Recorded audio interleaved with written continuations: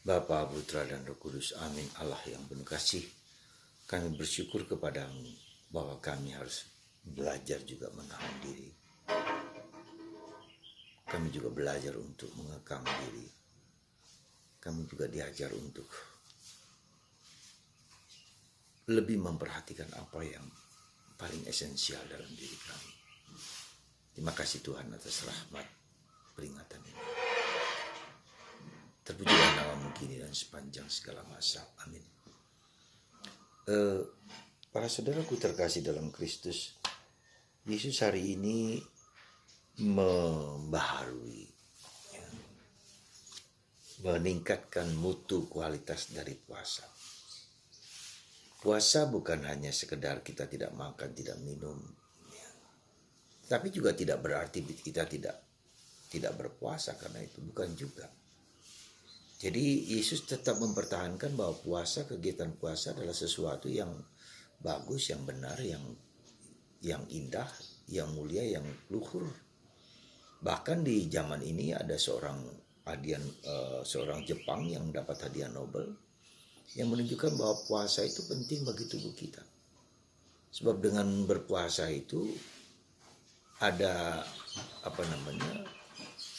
hal-hal tertentu yang dimurnikan, yang dibersihkan ya, dalam raga kita, yang tidak perlu, yang berlebih-lebihan karena makan, karena apa, itu dibuang atau mungkin dimakan, diresap oleh zat-zat lain sehingga menjadi bersih. Jadi puasa sendiri sebagai kegiatan biologis, kegiatan fisik itu menjadi sangat penting karena ternyata menyeimbangkan tubuh kita. Mungkin kebiasaan kita makan makanan tertentu berlemak. Mungkin juga karena kita berlebih-lebihan memakan makanan yang beracun karena junk food misalnya gitu. Dan puasa itu membersihkan. Jadi sekali lagi membersihkan dan menyucikan. Jadi tetap sekali lagi penting dan perlu. Tetapi Yesus memberikan arah yang lebih tepat mengenai motivasinya. Ya, memberikan motivasi yang baru, bukan hanya sekedar puasa, bukan hanya sekedar melakukan kegiatan-kegiatan ritual yang sifatnya badani ragawi, tetapi lebih daripada itu karena motif Yesus. Dan itu motif Yesus berarti motif di mana kita diajak untuk menjadikan Yesus sebagai pusat keutamaan, menjadi inti dan ikut serta di dalam penderitaan dan salib Tuhan. Jadi puasa juga seringkali menjadi sulit bagi kita, dan saya juga merasakan pengalaman sulitnya ya. Bukan berarti saya tidak berusaha, tetapi di situ dorongan-dorongan kita untuk berpuasa itu harus seperti Yesus sendiri yang meminta gitu.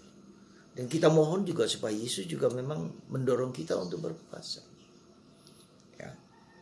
Jadi ada satu motivasi yang lebih luhur, motivasi yang lebih tinggi, motivasi yang lebih dalam, bahwa Yesus sendiri yang meminta aku untuk berpuasa untuk mengatasi segala nafsu-nafsu badaniku, tetapi juga untuk semakin mengerti, memahami apa arti penderitaan dan salib. Ya, karena kita harus berkorban, harus kita mengatasi misalnya ngerokok atau makan makanan yang kita paling sukai, yang tak bisa tidak, kalau itu tidak ada menjadi sulit. Dan itulah karena keinginan Yesus untuk membuat kita lebih sehat, membuat kita lebih bagus, membuat kita lebih segar, membuat kita lebih mampu tidak rakus gitu kan.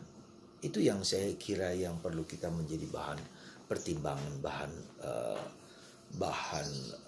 pertimbangan dan bahan sesuatu yang menjadi dasar mengapa kita harus berpuasa. Jadi Yesus lebih mengatakan bahwa kamu berpuasa ketika tidak berpuasa ketika ada mempelai, tetapi kamu akan berpuasa ketika mempelai itu diambil. Nah, ini suatu tafsiran yang tidak mudah. Apa artinya mempelai itu diambil? Nah, apa yang terjadi?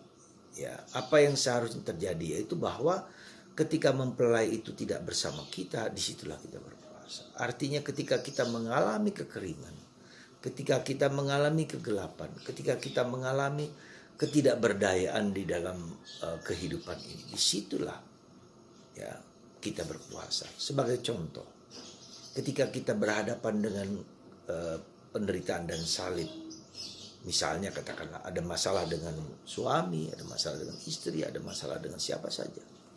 Disitulah kita tidak bisa dan tidak mampu untuk apa? Tidak mampu dan tidak bisa untuk mengatasi problem itu karena berada di luar kita, entah suami Anda atau istri Anda atau siapapun juga. Nah, pada waktu itulah kita mohon kepada Tuhan supaya Tuhan sendiri mengubah hidupnya. Disitulah saya mau berkorban untuk kebaikan orang lain. Ya, saya mau berkorban untuk orang lain menjadi lebih baik lagi. Dan itu kita lihat dalam bacaan pertama hari ini. Dikatakan bahwa kita tidak cukup hanya berpuasa dan berpuasa kurang ini dan kurang itu, tapi berpuasa untuk membebaskan orang dari belenggu dosa. Nah, ketika orang itu sedang berdosa, disitulah saya mau mengorbankan diri dan waktu saya, mengorbankan makanan saya supaya orang itu bertobat, ya, supaya orang itu menjadi lebih baik. Jadi membuat orang lain bebas merdeka dari segala belenggu karena saya mau berani berkorban.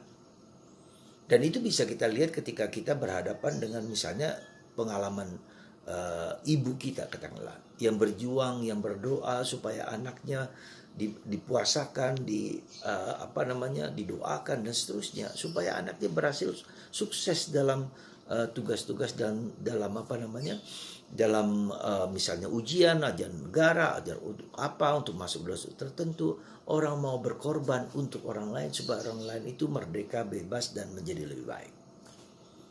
Ya, itulah yang Yesus mau mengatakan berpuasa. Jadi ketika kekeringan, kita mengalami problem, mengalami sesuatu yang sulit, di situ saya mau berkorban untuk orang lain tersebut. Melepaskan belenggu-belenggu dosa dalam diri orang lain.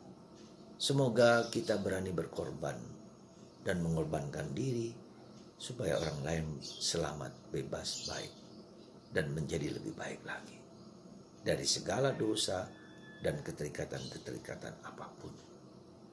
Tuhan memberkati kita semua supaya kita mendengarkan Yesus dan kita mau berkorban demi kebaikan orang lain. Tuhan memberkati kita semua. Bapa, Putra, dan Roh